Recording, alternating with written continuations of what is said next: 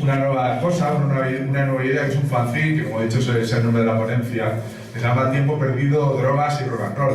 Me ha hecho mucha gracia lo que ha dicho Fede, porque ha dicho que una de las pruebas que él hace del algodón cuando le invitan a una casa para investigar algo es mirar el botiquín y el mueble bar.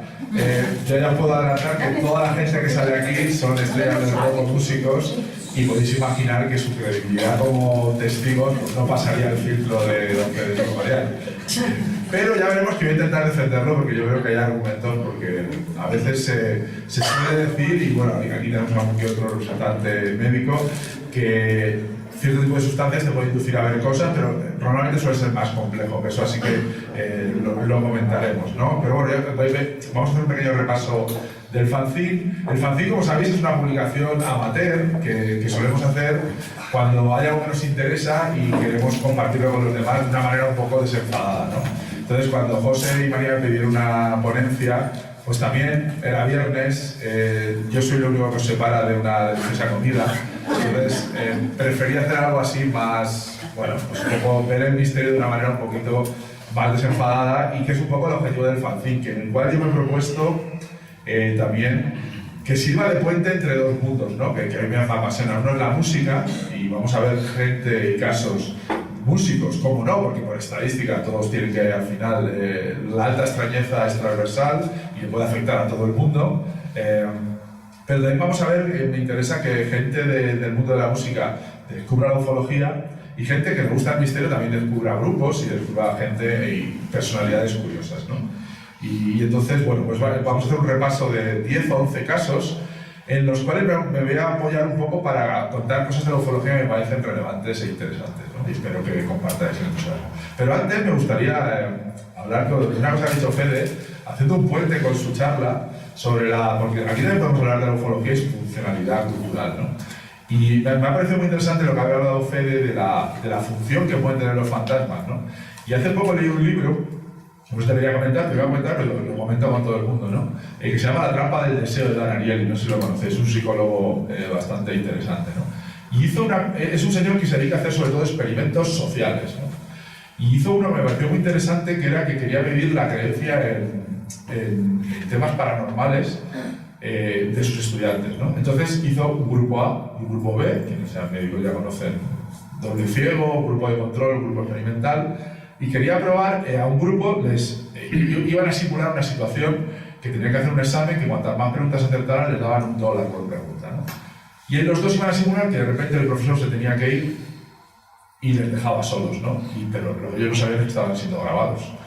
Entonces, a un grupo les hicieron eso y la gente se copió. Pero al grupo de experimental les dijeron una cosa, antes de hacer el examen les dijeron: ¿sabéis que en esta sala pasó una cosa muy curiosa el año pasado? Un profesor murió. Dicen que este profesor ha fallecido y está en el aula. Y a veces te puede mirar y te puede observar. Bueno, son cosas habladurías, pero que lo sepáis. Bueno, pues luego se descubrió que efectivamente los estudiantes que estaban en el lugar donde les había contado el fantasma se copiaron menos, ¿no? Entonces aquí vamos a ver que solo la sugestión de que había alguien que podía estar mirando por encima del hombro, que ese fantasma podía estar rondando, pues tenía esa funcionalidad, ¿no? Y como él ha dicho muy bien, lo ha explicado Fede perfectamente, es la funcionalidad que tienen a veces los mitos, y la ufología, por ejemplo, tampoco. Vamos a ver cosas muy similares, ¿no? Bueno, pues vamos a empezar un poco con, cómo no, ¿quién no conoce a Elvis, el rey del rock and roll? Como digo en el fanzine, evidentemente, si alguna vez los extraterrestres han venido a la Tierra, quisieron conocerle, ¿no? Y es un caso curioso, a mí me recuerda mucho a otras figuras históricas, pero bueno, se editó un libro que habla un poco de la relación de Elvis con los ovnis, y curiosamente, parece ser que cuando nació Elvis, esa misma noche su padre salió a fumarse un cigarro, y esa noche vio una luz azul y una especie de ovni que en esa pequeña localidad de Tennessee, donde nació Elvis, parecía estar anunciando la llegada del nuevo rey, del nuevo mesías del rock and roll, ¿no? Evidentemente esto sonará, ¿no? Estas ideas de estos nacimientos tan embellecidos, ¿no? Pues un tal Jesucristo, hace más de 2000 años, pues también vivió algo parecido. Cuesta de creer, sea un creyente aquí que me lo perdone, sea un creyente en Elvis también, cuesta de creer que la idea que tenemos de los Reyes Magos que llegan y adoran al niño y la estrella que aparece, surgiera en el momento, sino que es un embellecimiento posterior que tiene que ver con ideas mitológicas, ¿no? Curiosamente también le pasó a otra figura de gran relevancia mundial, como es el presidente norcoreano. Kim Il-jong, si se ve su biografía oficial, la gente habla del día que nació, volaron unicornios, salieron los cielos, surgieron arcoíris, ¿no? Y entonces, ¿cómo se va evolucionando como decíamos antes, Fede y yo, cómo va evolucionando la alta extrañeza? Pues al final Elvis, en los años que nació, pues ya estaba abocado a una nueva modernidad y claro, ahí lo que se le aparecieron fueron ovnis, ¿no? Elvis, el rey del rock and roll, fue acompañado de ovnis desde su minuto uno, ¿no? Desde su nacimiento. Luego, curiosamente, a lo largo de la vida vio más ovnis, ¿no? Es una curiosidad. Había una figura, Larry Teller, si no recuerdo mal, o Larry Heller, no me recuerdo, que era el peluquero y asesor espiritual de Elvis, una figura que os podéis imaginar con una gran ascendente, su persona, que relataba como Elvis sí que tenía una gran creencia y que él veía muchos ovnis cuando circulaba con él por el desierto de Las Vegas, ¿no? En sus múltiples viajes, ¿no? Y era como una curiosidad, ¿no? Para él me llamaba mucha atención que a Elvis esto no le llamaba la atención. Para él era algo que formaba parte, por así decirlo, del paisaje, ¿no? Estos ovnis que, bueno, para una persona tan magnética como el propio Elvis, que dice que además, cuando era joven, empieza a tener ciertos contactos con una entidad y no sé si reconocéis la famosa imagen de Elvis con el mono blanco. Dice que esa imagen él la tuvo de pequeño, que era telepáticamente. Fue un poco ese mensaje que ya le pronosticaban, pero como ya decimos, no sabemos si estamos hablando de mitología o de experiencias forteanas auténticas, ¿no? El siguiente, digamos que estamos empezando fuerte, es nada más nada menos que otro gran conocido como John Lennon, ¿no? Y es muy curioso porque a mí, a lo largo de mi vida, que he estado investigando el tema OVNI, hay algo que pasa en Nueva York. Hay algo que pasa en Nueva York que no pasa en otras ciudades, quizá tiene que ver con la densidad, quizá tiene que ver con los rascacielos, pero es un lugar donde, normalmente yo siempre lo digo, el OVNI es un fenómeno muy rural.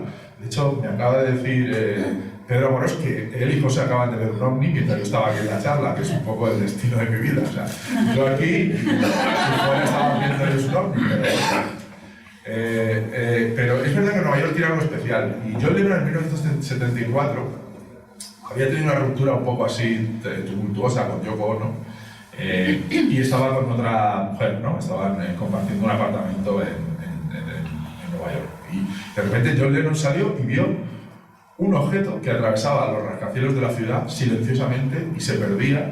Y era muy gracioso porque hay un vídeo donde lo cuenta y dice que se dirige hacia el edificio de Naciones Unidas, que es como muy simbólico, ¿no? Como los extraterrestres se dirigen hacia la embajada de la Tierra, ¿no?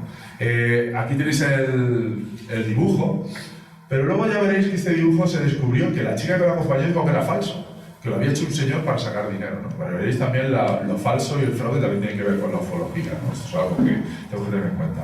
Pero me llamó mucho la atención esta idea de estos objetos silenciosos que muchas veces hay mucha gente que afirma ver, y en Nueva York hay casos de Willie Strieber, hay casos también de Bud Hopkins, que hablan de estos avistamientos en Nueva York. Hay gente que podría decir que puede ser un helicóptero, es una ciudad moderna, con multitud de rascacielos, con multitud de tráfico aéreo, pero llama mucho la atención porque nunca hacen ruido. Nunca hacen ruido. Y no sé si recordáis también que, no está aquí Caravaca, pero a principios de finales del siglo XIX, en Estados Unidos se habló mucho de los airships, que eran una especie de dirigibles que muchas veces la gente afirmaba ver, ¿no? Y era una especie de proto-oleada ovni, ¿no? Además, las descripciones eran muy similares a las que luego Julio Verne recogía en sus libros, ¿no? Curiosamente no eran extraterrestres, eran gente que vivía en la Antártida, doctores, científicos, ¿no? Y era una especie de proto-irrupción del ovni, ¿no? Y aquí quizá John Lennon también, él mismo pudo ver un airship. Curiosamente, las vueltas que da al ovni, ahora mismo la gran actualidad del ovni son los globos sondas chinos. O sea, como veis, vivimos en un reciclaje permanente de la mitología que no sabemos muy bien qué sorpresa nos va a deparar, ¿no? Pero el caso de John Lennon ahí está, ¿no? Y de hecho, en uno de sus discos, Bridges le hace una mención, ¿no? Un día de tal de 1970 vi un ovni en Nueva York, ¿no? Y ahí ha quedado ese testimonio, ¿no? Es un testimonio curioso. Vamos a hablar ahora también de Rick Presley, que supongo que no sonará, no es pariente de Elvis, Pero no sé si os recordáis la película, yo creo que si digo que levante la mano quien no ha visto 4 bodas y un funeral. Todo el mundo lo ha visto, ¿no? Una película que fue un éxito arrollador. No sé si recordáis una canción de Wet Wet Wet, Love Is All Around, que por deferencia con la humanidad no la voy a cantar. Bueno, pues esa canción es de este señor. Es de Red Presley, que era un grupo que se llamaba Los Throgs, que era un grupo muy cañero, de los finales de los 60, garajero, que en cuestiones de la vida, pues un grupo como Wet Wet Wet hace una versión y les convierte en, bueno, en este señor que había escrito esa canción, pues de repente le llega un caudal de dinero alucinante, en forma de royalties. Pero Red Presley no era una persona normal. Otros hubieran comprado pues, un Rolls Royce, una mansión. ¿Qué hace Red Presley? Dice, voy a dedicarme a investigar lo que me flipa, que son los círculos de las cosechas y el fenómeno OVNI. Se dedicó toda la vida a gastar todo su dinero en investigar. Y eso lo hizo con este libro que se llama Wildfield, que es un libro donde él va recogiendo un poco. El libro lo está ojeando, no creo que lo reeditemos, pero nunca se sabe. Es un libro un poco popurrí, ¿no? De donde él va investigando multitud de casos, pero bueno, como sabéis, el fenómeno de los círculos de las cosechas, él estaba convencido de que pensaba que se había habido un solapamiento entre un fenómeno real y luego ya sabéis los famosos bromistas que empezaron, que es cierto, y es probablemente que ambas cosas podrían coexistir, pero Red Presley estaba convencido. De hecho, en sus avistamientos, en sus grandes guardias que hacía por las noches, vio más de un ovni, ¿no? O sea, tuvo ya ese contacto con lo ovni. Y para él, bueno, pues nunca hizo ninguna canción ni nada al respecto, pero para él era una cosa importante, ¿no? Y ahora vamos a hablar de uno de mis favoritos, que yo no sé si conoceréis, Rafael Peralta, un torero. ¿Por qué está aquí? Diréis, es torero. Bueno, porque también era cantante. La famosa figura del torero cantante no la inventó Jesulín Dubrique, sino que Rafael Peralta ya fue. Creo que tiene un disco que se llama Entre Yeguas, un título sugerente. Para que lo y bueno, pues realmente no, su carrera artística no despegó, precisamente, pero a mí me ha venido muy bien para meterlo aquí, la verdad. Y luego para mí tiene un caso, no sé si conocéis el caso de Rafael Peralta, que lo ha estudiado JJ Benítez en profundidad. Tiene un intercambio muy curioso con el famoso, porque intentan hablar, y a mí me parece fascinante. No sé si habéis visto la película La Llegada, es de Rayo, se llama. Sí. Intentan hablar allí con extraterrestres, ¿no? Porque aquí les pasa un poco, pero a la española, ¿no? Entonces, este señor se dirige a aquel humanoide que aparece en un cruce, el cruce del Rompido, en Huelva, en Hungría, ¿no? Seguro que hay gente que conoce el caso, por lo que estoy viendo, de pe a pa. Entonces, le intentan hablar e interactuar con ese humanoide que es muy típico de la época. Aquí tenéis la noticia del periódico, ¿no? Y aquel humanoide le exhorta con un inquietante vara, o vara.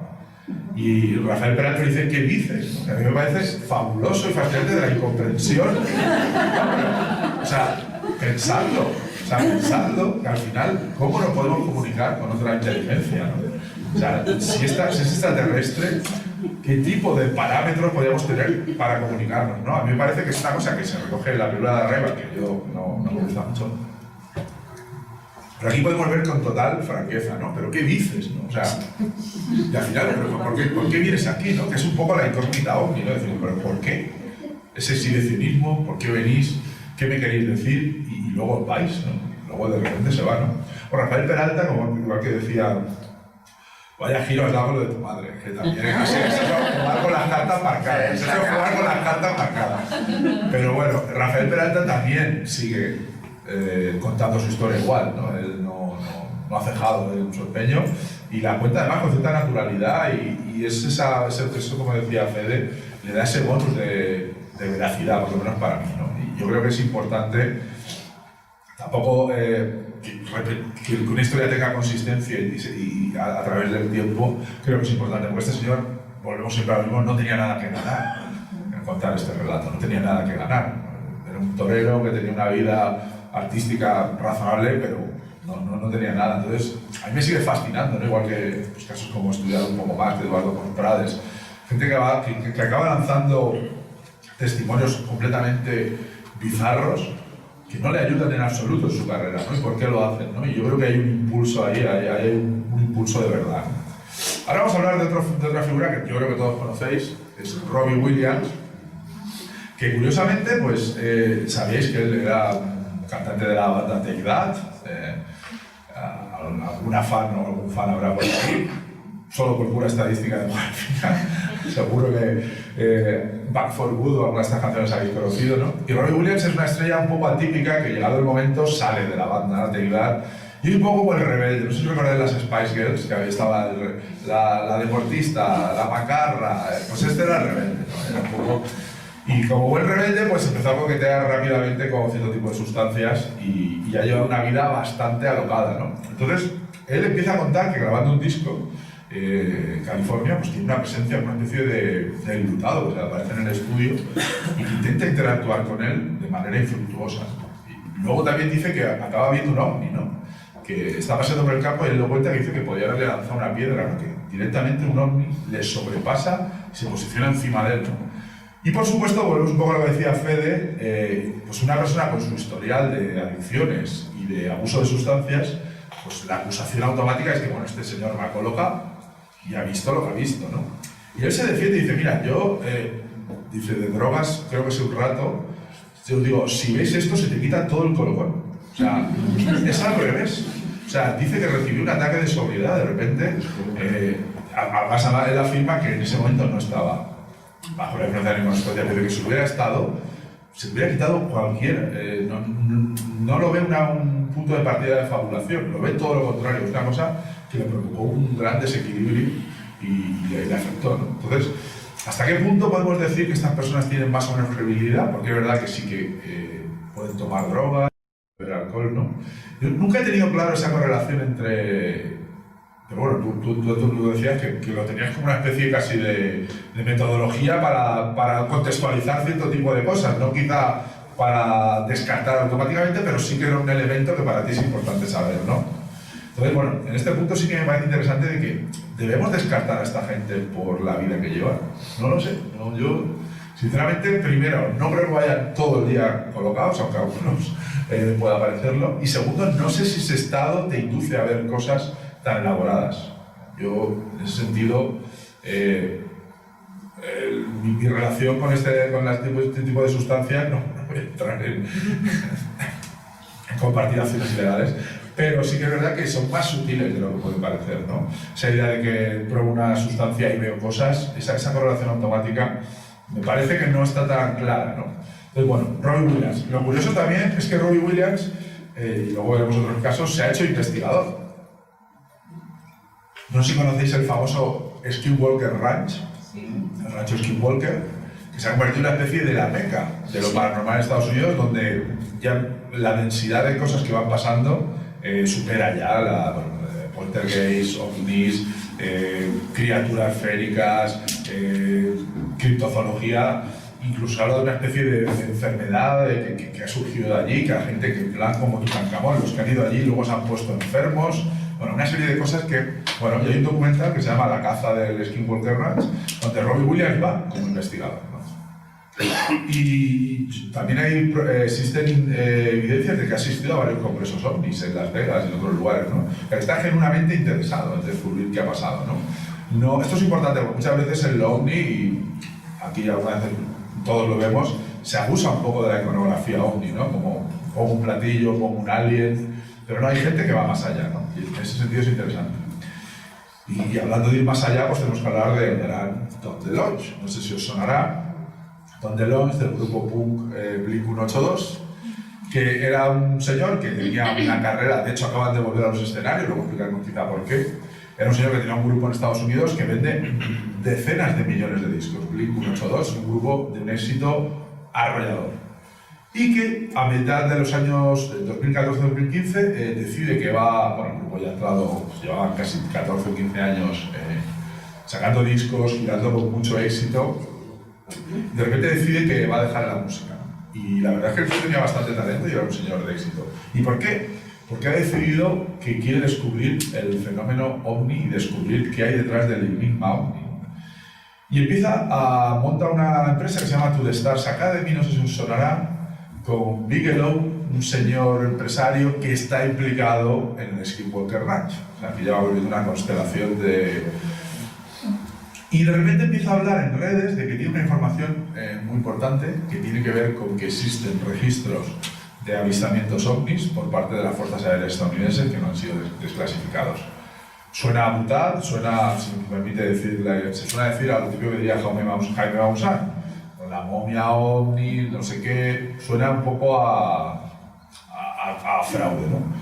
Pero no, Tom DeLonge finalmente descubre que efectivamente tiene acceso, y son, no sé si veis estas imágenes famosas de los WAP, de los famosos vídeos, esto lo filtra Tom DeLonge el primero, y es el que se hace con esas imágenes. Y se descubre, primero, que Estados Unidos sí que estaba investigando este tipo de fenómenos. Segundo, que está invirtiendo dinero y tiene programas en activo para seguir sabiendo qué son. Y tercero, que se considera algo que es interesante e importante estudiar, ¿no? Con lo cual la credibilidad de Tom DeLonge aumenta exponencialmente y se convierte en una especie de revolucionario dentro de la comunidad ufológica, ¿no? Como buen punk, pues intenta sacudir un poco toda la escena que existe alrededor de esto, donde, bueno, pues muchas veces se hablaban de supuestas pruebas y finalmente se descubre, como hemos visto, que había un punto de verdad, ¿no?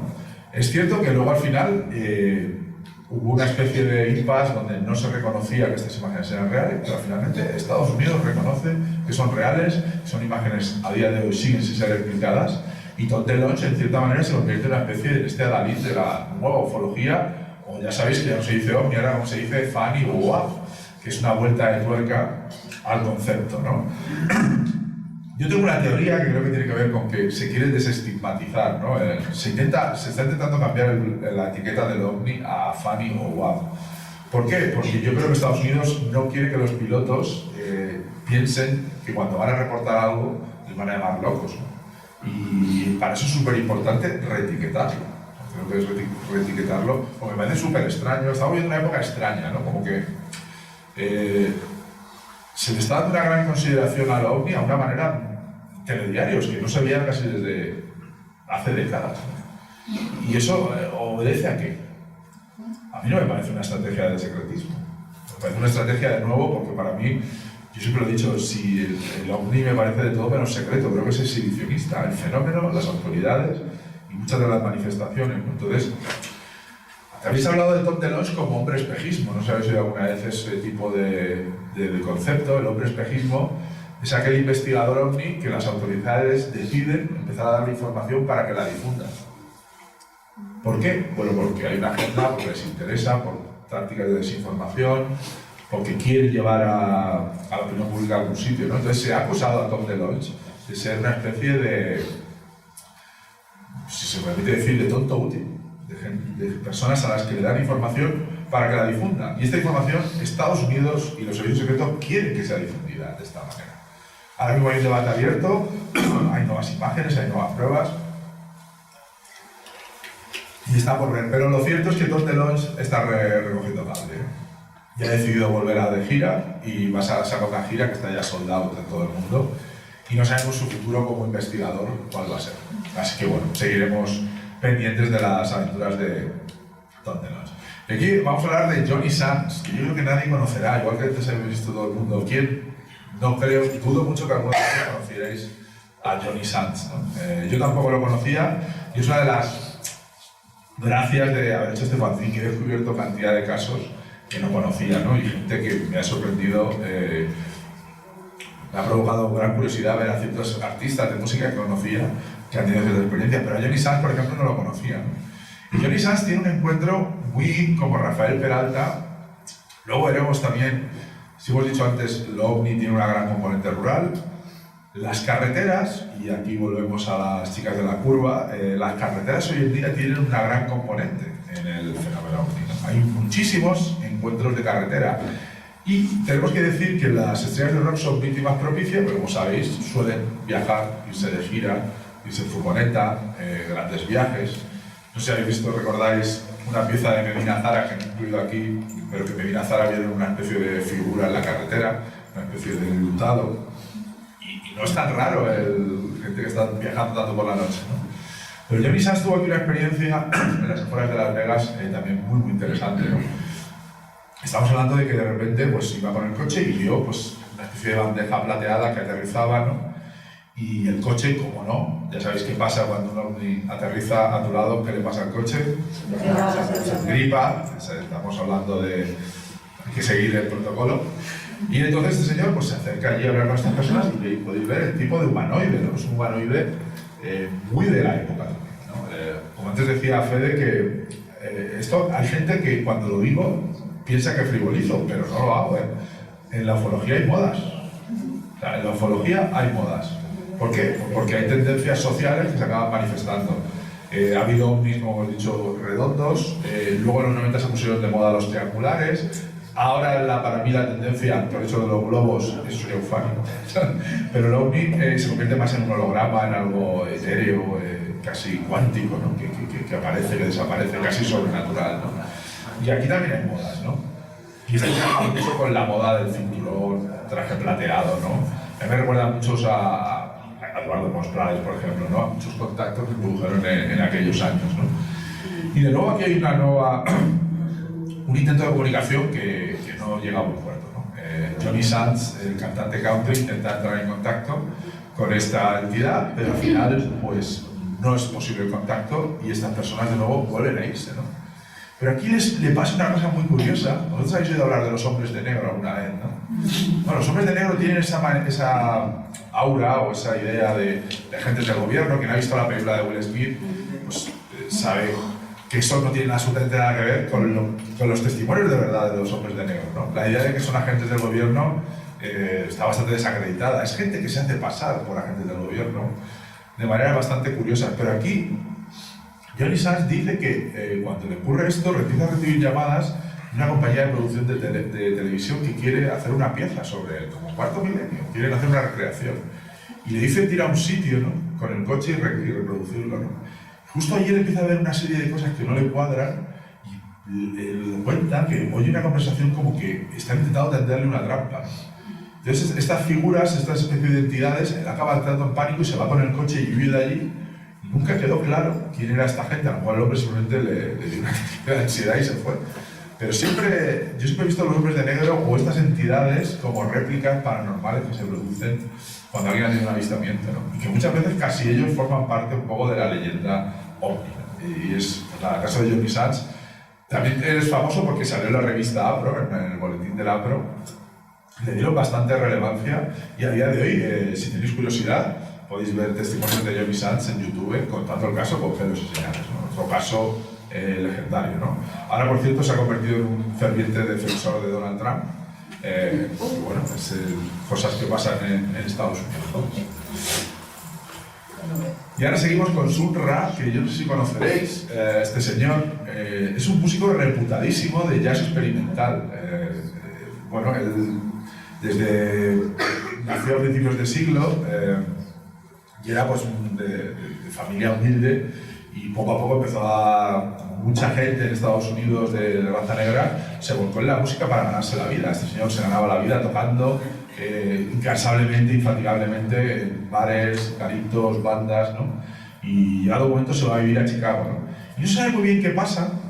Entre el año 37 y luego en los años 50 empieza a hablar de que en el año 37, pero no es hasta el año 50, cuando esto pasa, empieza a decir que él ha estado en Marte, ¿no? Que él realmente él es una especie de enviado que ha sido elegido por los extraterrestres para con su música fomentar el contacto y llevar un mensaje de los extraterrestres, ¿no? Y se empieza a construir un personaje completamente denso y muy rico alrededor de esta idea de que él ha estado en Saturno, de que ha estado en el espacio exterior, y su música, si la veis, yo siempre en el fácil le digo, para mí la música más extraterrestre que podéis oír es la música de Sun Ra, ¿no? Es una música jazz que mezcla sintetizadores y un espíritu muy cósmico, ¿no? Y esto es curioso porque todo esto encaja con una especie de corriente que se dio en Estados Unidos con un grupo que se llama Parliament, Funkadelic, que también hablo de eso en el fanzine, que de repente en los años 50 y 60 se volcaron en la ciencia ficción, ¿no? Y esa corriente se llama afrofuturismo. No sé si habéis oído hablar del afrofuturismo. Y sociológicamente, que es un poco mi debilidad, pues tiene una explicación y era que la realidad social de los años 60 era tan hostil con la lucha de los derechos civiles de los afroamericanos que preferían proyectar su cabeza en futuros y en ciencia ficción, porque la realidad no era suficiente, la realidad era tan hostil que a través de estas ideas de extraterrestres, de naves, ellos trataban de escapar del planeta, ¿no? Y era una especie, es una corriente bastante rica, ¿no? El afrofuturismo, ¿no? Y aquí sí que os recomiendo de verdad que si queréis oír música marciana, Sun Ra es, yo creo que es vuestro chico, ¿eh? O sea, es un tipo de música junto a la de Lee Scratch Perry que tiene canciones de inspiración directa extraterrestre y de temática extraterrestre, ¿no? Toda esta gente, Parliament, Funkadelic, Bootsy Collins, George Clinton, Sun Ra, van a reivindicar mucho esta idea del futuro extraterrestre, del futuro y de los extraterrestres, ¿no? Porque ellos también se sentían un poco marcianos, ¿no? Y hablando de marcianos, pues aquí tenemos a otro gran representante de la música española, que muchos conoceréis, Gato Pérez, rumba catalana, un género ya un poco olvidado, pero que en su día, pues este señor fue un auténtico superventas, Gato Pérez. Y esto, si no me recuerdo mal, es la revista Lecturas. Y aquí en la revista Lecturas se nos cuenta un avistamiento que tuvo, aparte lo hace de una manera bastante, si me permitís leerlo, lo hace de una manera bastante poética. Es un relato, a mí me parece muy, muy evocador. Si me permitís, lo voy a leer en un momento. Bueno, aquí sale Estopa, sale Iker Jiménez, bueno, el Penumbra, David Bowie, o sea, tenemos mucha gente que dice haber visto ovnis, ¿no?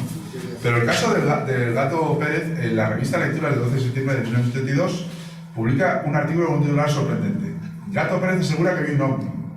En un artículo, Gato Pérez, el célebre músico de rumba catalana, relata con pelos y señales cuando vio un ovni en 1978. Después de un concierto circulaba en mi coche por la antigua autopista 8B30 de regreso a Vic, donde vivía. Era una noche oscura y había una niebla muy espesa, otro elemento del atrezzo canónico del avistamiento ovni. Cuando estaba entre Cerdañola y Mollete, o Mollet, no sé, Mollet. Bueno, se ve que aquí directamente en lectura Mollete. Mollet. Se me apareció una luz a unos 500 metros de distancia. Era una voz de luz de color naranja de 6 centímetros de diámetro con un anillo de color azul turquesa que se movía a su alrededor. Se trataba de una esfera totalmente luminosa que aparecía inmaterial con una aureola perfectamente anular, también inmaterial, es decir, una cosa de aspecto parecido al de Saturno. No sabía si lo que sentía era pánico o alegría, que a mí me parece muy revelador, ¿no? Se trataba de una sensación absolutamente fuera de lo normal. Se produjo una disputa entre mi consciencia y mi subconsciente, en la que una quería demostrar que todo era falso y la otra que todo era totalmente cierto. Finalmente quedé convencido que había visto un ovni. Muy curioso. A mí me hace gracia que en la revista Lecturas, esto hay gente que los que sois nativos digitales, pues no lo entenderéis. Pero antes la gente, por ejemplo, pues un encuentro como este, ¿cómo se organizaba? Pues, era muy importante las revistas especializadas y las cartas, y había sección de contactos donde yo vivo en Mollet y me interesan los ovnis. ¿Hay alguien de mi zona? O sea, no existían otras formas de conectar, ¿no? Yo sé que de Lecturas hacía un llamamiento para ver si alguien había visto eso el mismo día que él. Eso era bastante habitual. A mí me hace mucha gracia eso, esa idea un poco de la vieja escuela, ¿no? De encontrarse a través de encuentros como este, que son tan importantes, porque no todo es online, ¿no? Y bueno, pues al final la importancia de la interacción, y como en aquella época pues se hacía de esta manera, ¿no? A través de las revistas y llamamientos públicos, ¿no? Que es muy curioso también. No sé si sonará Estopa, hicieron lo mismo pero a través de Twitter. Y vieron un ovni, técnicamente un ovni, un objeto no identificado, y al final, pues la mente colectiva con la colmena del Twitter les dio la respuesta, que era una especie de satélite que se había visto ese día, o era un globo sonda que se había visto en Barcelona, ¿no? Entonces, bueno, bien, estos llamamientos se siguen haciendo hoy en la actualidad de manera actualizada, ¿no? Luego también tenemos a una banda que seguramente conocéis, Ace Frehley de la banda Kiss, y además él era el Spaceman, ¿no? Que ese era su mote, ¿no?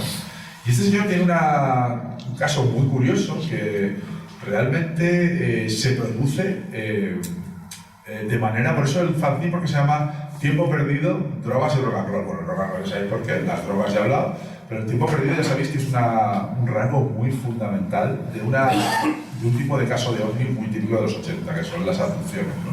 Gente de repente que no puede recordar algo que les ha pasado. No os asustéis, ¿no? Si no recordáis que os ha pasado algo, o no podéis, puede ser algo hasta natural que no recordéis, pero es gente que a lo mejor pues, ha tenido pues, el caso típico de que vuelve a casa, ¿no? Y dice, no tengo recuerdo de que he tardado un poco, qué me ha pasado, ¿no? Es el viaje interrumpido de Betty Barney, ¿no? Pues este señor una vez le pasa algo parecido y se despierta al día siguiente en las afueras de su casa, ¿no? En el jardín de su casa y no sabe muy bien lo que le ha pasado, ¿no? Y empieza a reconstruir un poco lo que él sospecha que ha pasado y parece ser que ha sufrido una abducción, ¿no? Y lo que ve en el jardín son unas marcas del aterrizaje ovni, ¿no? Entonces, bueno, él empieza a reconstruir, ¿no? Y poco a poco, además, de una forma bastante humilde, empieza a decir que quiere que algunas canciones que él ha compuesto se las han transferido los extraterrestres, ¿no? Para mandar un mensaje. Esto es una cosa que se ve permanentemente. Hay algo que tienen que decirnos, ¿no? Y que mejor que la música de Kiss, ¿no? Bueno, él, la verdad que en ese sentido, pues, no sé quién cobrará los derechos, conociéndole seguro que él, pero también a lo mejor hay una autoría ahí alienígena, ¿no? Y ahora vamos con la última, con esto ya voy acabando. Luego voy a poner un pequeño vídeo, pero no sé si conocéis al grupo Piratas o Iván Ferreiro, ¿os suena? Bueno, pues me estuve documentando un poco de casos ovni de estrellas de rock y de repente en Twitter pues vi, oye, que alguien había encontrado unos recortes de periódico donde se ve que parece ser que 3 chicos de La Coruña habían visto en las afueras un ovni y además de una descripción muy detallada de lo que habían visto, hacían hasta un dibujo, ¿no? Y bueno, salía en una revista, en el periódico de la escuela y iban contando todo un poco con pelos y señales, ¿no? Lo que habían visto, ¿no? Entonces me puse a investigar, ¿no? Si Iván Ferreiro, este era el Iván Ferreiro. Y efectivamente, parecía que sí, que este Iván Ferreiro, que luego fue músico de rock, pues sabía, él era el protagonista de este avistamiento ovni, ¿no? Pero entonces descubrió un vídeo, ¿no? Y vamos a ver un vídeo muy curioso que también, como he dicho antes, nos va a dar la dimensión del fenómeno ovni, que no significa que todo el fenómeno ovni sea así, pero que yo creo que es fundamental tener en cuenta esa dimensión, tanto para el estudio de lo paranormal, para el estudio de lo forteano, de la alta extrañeza y sobre todo de lo ovni.